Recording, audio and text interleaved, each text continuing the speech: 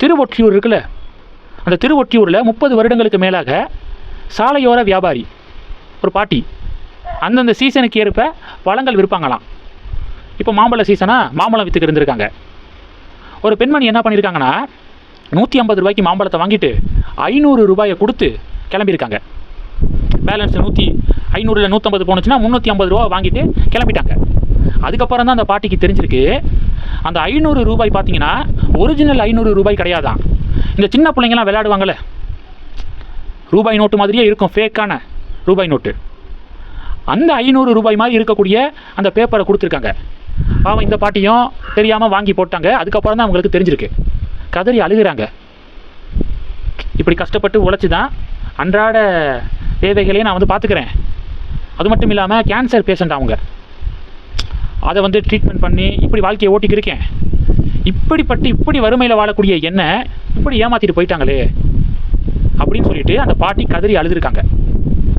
கணவனும் இல்லை, கணவனும் முன்னாடியே இறந்து போயிட்டாங்களாம். எப்பா கொடூரமாக இருக்குது. இப்படிப்பட்ட மனித ஜென்மங்களுக்கு மத்தியில் தான் வாழ்ந்துக்கு இருக்கோம் அப்படிங்கிறத நினைக்கும் போதே ரொம்ப ஷாக்காக இருக்குது. பாவம் அந்த பாட்டி. நல்ல மனிதர்களும் இருக்காங்க. இப்போ இந்த பாட்டி இப்படி அழுது அவங்க பேசின வீடியோவை பார்த்த பல பேர் கமெண்ட் செக்ஷனில் உங்களுக்கு உதவ நாங்கள் நினைக்கிறோம், இவங்களுடைய அட்ரஸை சொல்ல முடியுமா அப்படின்னு பல பொதுமக்கள் வாலண்டியராக முன் வராங்க. ராமநாதபுரம் மாவட்டம் அரசத்தூர் அப்படின்னு நினைக்கிறேன் ஒரு பகுதியில் சுப்பு அப்படிங்கிறவர், அந்த பகுதியை சேர்ந்தவர், பஹ்ரைன் நாட்டில் 29 வருடங்களாக வேலை பார்த்துக்கிட்டு இருந்திருக்காரு. இங்கே கஷ்டப்பட்டு கட்டிட வேலை பார்த்து அந்த சம்பளத்தை ஊருக்கு அனுப்புவார். 3 பெண் குழந்தைகள். அந்த 3 பேரையும் அங்கே பஹ்ரைனில் கஷ்டப்பட்டு வேலை பார்த்து அதன் மூலமாக சம்பாதித்த பணத்தில் தான் படிக்க வச்சுருக்காரு, கட்டி கொடுத்துருக்காரு. இப்படி கடுமையான உழைப்பு குடும்பத்துக்காக, தன்னுடைய எதிர்காலம் வாழ்க்கை எல்லாத்தையும் தியாகம் பண்ணி குடும்பத்துக்காக ஃபாரினில் போய் உழைக்கிறது சுப்பு அப்படிங்கிறவர். சில மாதங்களுக்கு முன்பாக அவர் சரி தாயகம் திரும்பிடலாம், இத்தனை வருஷம் இருந்துட்டோம் அப்படின்னு அவர் திரும்ப முயற்சி பண்ணும்போது அவருடைய பாஸ்போர்ட்டில் ஏதோ இஷ்யூ போல் பாஸ்போர்ட்டை இங்கே முடக்கப்பட்டிருக்கு. அவரால் உடனே திரும்ப வர முடியலை. நம்ம இந்திய வெளியுறவுத்துறையை அங்கேருந்து கான்டாக்ட் பண்ண முயற்சி பண்ணியிருக்காரு. ஸோ இந்த ப்ராசஸ் நடந்துக்கிட்டு இருக்கும்போதே திடீர்னு அவருக்கு அங்கே பஹ்ரைனில் உடல்நலக்குறைவு ஏற்பட்டு இறந்து போயிடுறாரு பாவம். இப்போது ஊரில் மனைவி குழந்தைகள்லாம் அந்த உடலையாவது கடைசி தங்களுடைய அப்பாவை பார்க்கணுன்னு அந்த குழந்தைகள் நினைக்க மாட்டாங்களா? 29 வருடங்களாக குடும்பத்துக்காக ஃபாரினில் வேலை பார்த்துருக்காரு கணவன் அப்படின்னு சொல்லிட்டு மனைவி கடைசியாக அந்த ஃபேஸை நேரடியாக பார்க்கணும் அப்படின்னு எவ்வளோ வாசம் இருக்கும். ஆனால் இந்த பாஸ்போர்ட் இஷ்யூனால் பஹ்ரைன்லேருந்து உடல் இந்தியாவுக்கு வரதில் பயங்கரமான சிக்கல் ஏற்பட்டிருக்கு. முடியவே முடியாதுன்னு பஹ்ரைன் கவர்மெண்ட்டு சொல்லிடுறாங்க.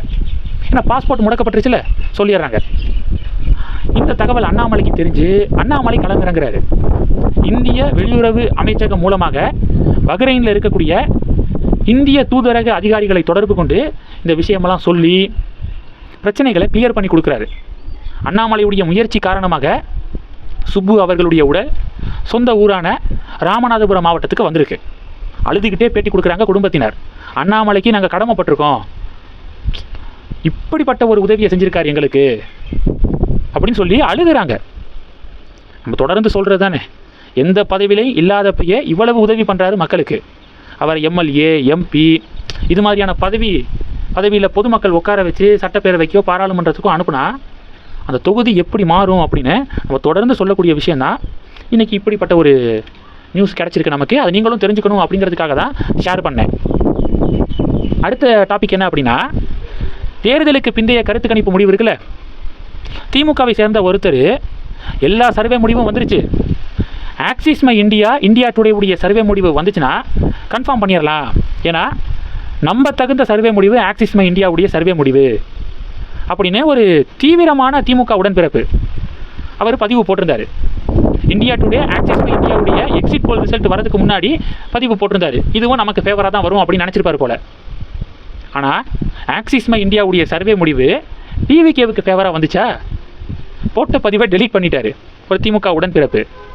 திமுகவுடைய சரவணன் 29ஆம் தேதி மாலை 7 மணி போல் எக்ஸிட் போல் ரிசல்ட் வரப்போகுது அப்படிங்கிறது எல்லாத்துக்கும் தெரியுமில்ல.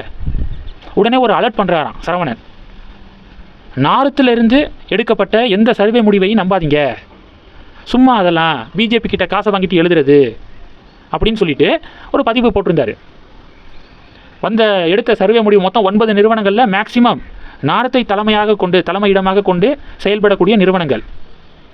9 மெஜாரிட்டி நிறுவனங்கள் டிஎம்கே மறுபடியும் ஆட்சியை பிடிக்கும் அப்படின்னு சொன்னதுனால, நான் சொல்லியிருந்தேன்ல 9 5 நிறுவனங்கள் டிஎம்கே கூட்டணி தான் ஆட்சியை பிடிக்கும் அப்படின்னு சொல்லியிருந்தாங்களே, அதை இவர் பதிவாக போட்டிருக்காரு. காலையில் என்ன சொன்னார்? வட மாநிலத்தை தலைமையிடமாக கொண்டு செயல்படக்கூடிய நிறுவனங்களுடைய சர்வே முடிவை நம்ப வேண்டாம் அப்படின்னு காலையில் சொல்லியிருந்தார். சாயந்தரம் இவர் இந்த சர்வே முடிவு ரிசல்ட்டை போஸ்ட் பண்ணியிருக்காரு, சோசியல் மீடியாவில் அப்லோட் பண்ணி திமுகவுக்கு ஃபயர் விட்டுருக்காரு. அப்புறம் எதுக்காக பாஸ் நார்த்தை தலைமையிடமாக கொண்டு செயல்படக்கூடிய நிறுவனங்களுடைய எக்ஸிட் போல நம்ப வேண்டாம் அப்படின்னு காலையில் சொன்னீங்க? முரண்பாடுகளுடைய மொத்த உருவமே திமுகவும் திமுகவுடைய உடன்பிறப்புகளும் தான் அப்படின்னு பாஜக அதிமுக கூட்டணி பதிலடி கொடுக்குறாங்க. இந்த செய்திகளை பற்றி உங்களுடைய பார்வைகளை மறக்காமல் கமெண்ட் பண்ணுங்கள். தொடர்ந்து கணக்கில் இருங்க. அடுத்தடுத்து நிறையா பதிவுகளை பார்க்க போகிறோம். நன்றி. ஜெய் ஹிந்த்.